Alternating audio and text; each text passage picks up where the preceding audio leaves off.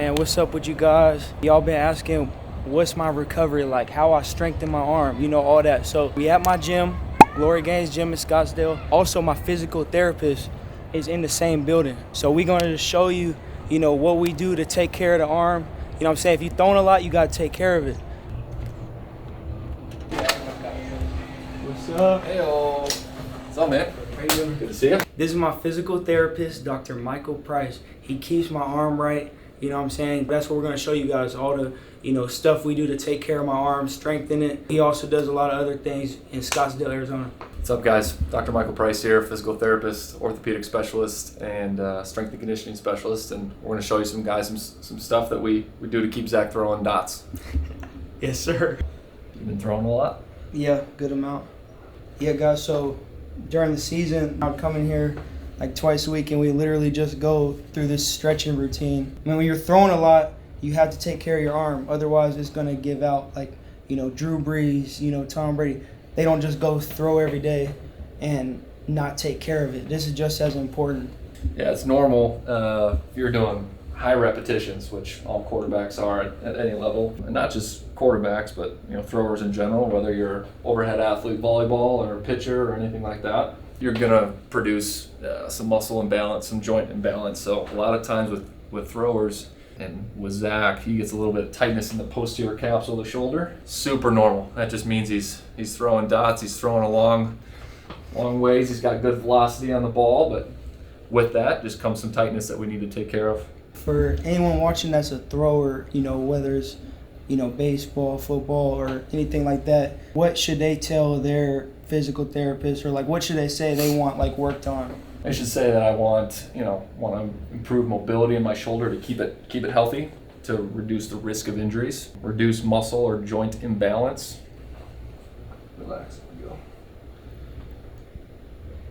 So 3 main shoulder injuries or pathologies that I see walk in my room. You're gonna have one of 3 things. You're either gonna have a rotator cuff tendonitis, you're gonna have an impingement, or you're gonna have instability. With tendonitis, you want to strengthen the shoulder and the rotator cuff.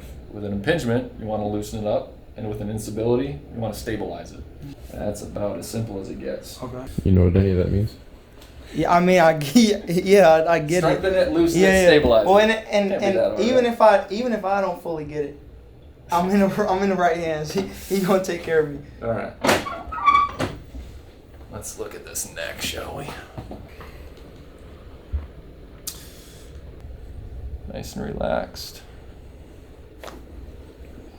Bingo. Damn. Oh, much better. That felt good. All right, let's hit this other side at about C4. Good. And that's a better neck than it was before. Much better. Jeez. I feel okay? Yeah.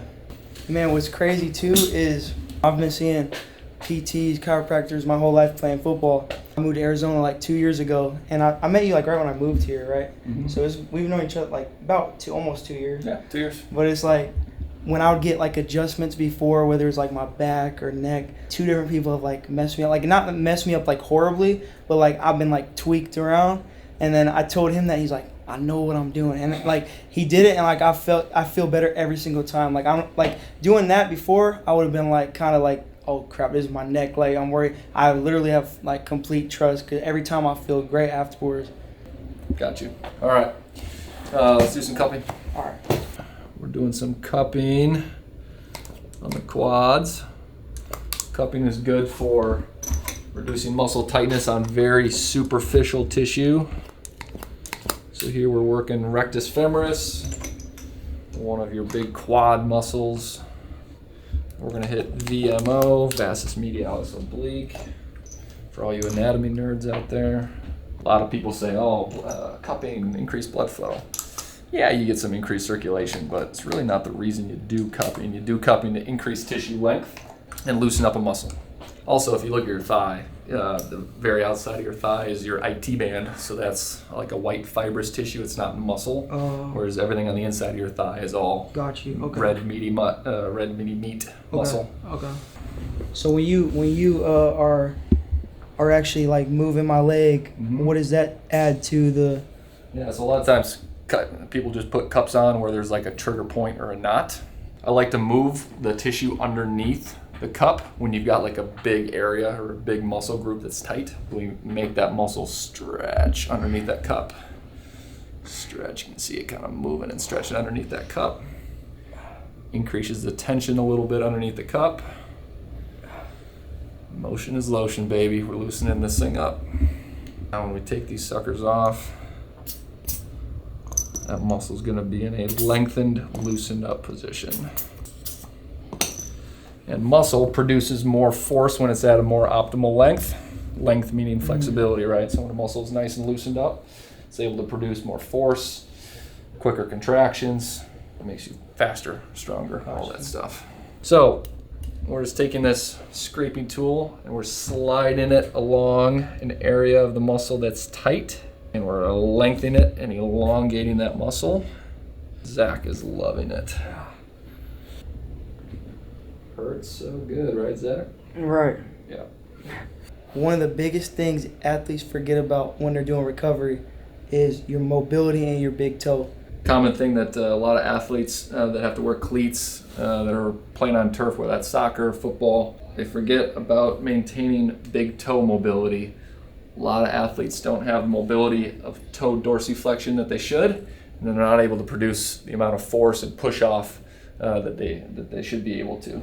All right, so we're setting up Zach to do some BFR, blood flow restriction. Anybody that has an injury, one that's just recovering from just a lot of overuse and a lot of throwing, a lot of repetition. So if we want to strengthen the rotator cuff, which he's already using a ton of, right? We can use BFR, which restricts the blood flow while exercising. So we can do a significantly lighter intensity of load, but still have significant hypertrophy and strength gains to the rotator cuff. Also, one thing I want to go over, because you see people in the gym that they'll like take straps and just strap on. This is like a nice equipment technology it measures the percentage, right? Yep, so it measures the percentage of the blood flow. So like what's the danger of doing like the straps? So the problem with the straps is they don't attenuate for the pressure. This finds the pressure, and then when you contract a muscle, the pressure will increase underneath the cuff. This machine will back off the pressure as it contracts, and as you relax, it increases pressure. So we're gonna do internal rotation first, okay? Grab onto the band. I'm going to provide some force here for you. You're going to do 30 times. Keep that elbow stuck to your side, coming in 30 times. So this looks super light, super easy because it's just a band. But with restricting the venous outflow, so we're keeping the blood in the arm. So it's going to feel like he's doing a super intense exercise, but it's really light. How's it feel? It's hard, it's fatigue. Keep going, keep going. Take a quick little break. Ooh. Man. All right, now we're gonna do internal rotation again, but we're starting here, coming down. Got you.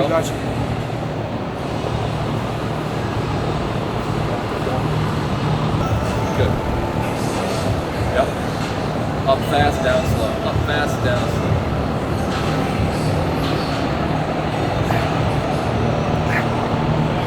slow. You ever like had it like your arm fall asleep and something, like, you know what I'm saying, like that little Exactly right. Yeah, 'cause we're keeping all the byproducts of exercise, like lactic acid, we're keeping that in the arm while you exercise. So your arm doesn't realize it, but it thinks that it's getting a crazy intense workout. Yeah. So you get all the same physiological effects of doing crazy intense exercise without doing it. Yeah. The damn Zach, the 5. Hey man, trying to get right. First one is a more active stretch to increase shoulder external and internal rotation. So you're gonna start thumbs down, coming all the way up, going all the way back, palms up. And when you get to the top, palms go down, and you're trying to internally rotate your shoulders as much as possible. I'm starting here. Starting here, coming all the way up. Open up those palms, stretch out that chest, good. Now go back the other way, at the top, flip over, thumbs down. Yeah, buddy. Perfect. Next one, we grab the PVC pipe. Next, we're gonna stretch the other main rotator cuff muscles that are involved in throwing. First one is the subscapularis muscle. That's the one that's deep underneath your shoulder blade. What you're doing here is you're gonna hold on to the pipe like this, okay? It's gonna be behind your elbow. Then, while maintaining your grip on this pipe, you are going to pull that pipe up with this one. You're gonna feel a stretch deep up underneath the shoulder blade. Yeah. A lot of times I have throwers, overhead athletes come and say, oh, I just got this tightness. You know, I can't feel like I can get to it. It's deep underneath my shoulder blade. That's exactly why. It's literally is underneath the shoulder blade. It's a subscapularis muscle. This is the best stretch out there for it. So should you hold this? Oh, yeah. So we're gonna hold this, 10-second holds, 10 times. Okay. All you do is let off, shake it out for a second, and go right back into it. Perfect. Perfect. Good, man. Yep. Oh. Call it the sleeper stretch for a reason. Lay on your side. Arm needs to be out at 90 degrees from the body. Okay. And then you keep that position, and you use your other hand, and you push down that arm. This is going to stretch out the posterior part of your rotator cuff. Perfect. And you're going to feel a ton of stretch right in the posterior part of the shoulder. Ooh. Holding it for 10 seconds. Bingo. Good stretch? Yeah. I didn't think like a simple movement like this could. It's stretching. Yeah, buddy. So all you gotta find yourself is a ball and a wall, okay? And we're doing an isometric contraction here. So all that means is there's no change in arm movement, okay? We are going to, for 3 to 5 seconds, push as hard as we can into that wall, like we're trying to push it down, and then relax. This is gonna fire every single muscle on the right side of your body, all the way from your core, all the way up through your rotator cuff. Okay. Push and relax. A few seconds break and go again.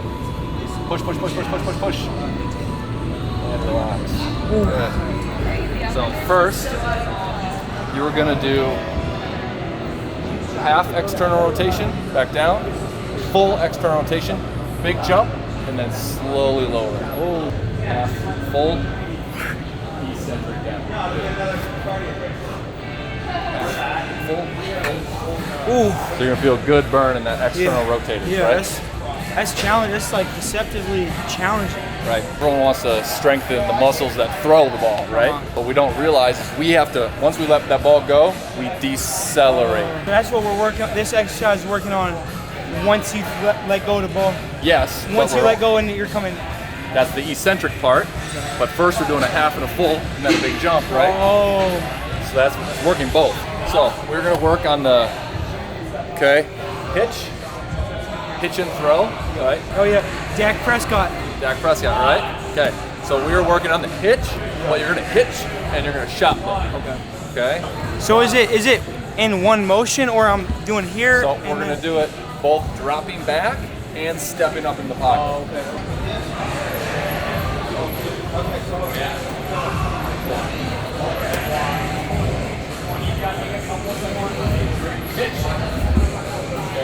Now show me speed though. So I want hitch and throw. It's a little bit of an exaggeration of your form. Got you. We're just trying to facilitate some more mobility and some more power coming out of your hips. Okay. Increase shoulder strength. Get more velocity on the ball. All right, guys, that's my recovery routine. We're in Scottsdale, Arizona. Dr. Michael Price, Modern Movement Physical Therapy, Glory Gains Gym. So if you're in Scottsdale, if you're in Arizona, come see him. He'll get you right. Or if you're in another state, we showed you, things you can do to, take care of your body and recover. Appreciate you guys for watching. If you want more stuff like this, comment if there's certain things that you want to see treatment on or recovery. But, all right. Thanks, guys. That was fun. Thanks for hanging out.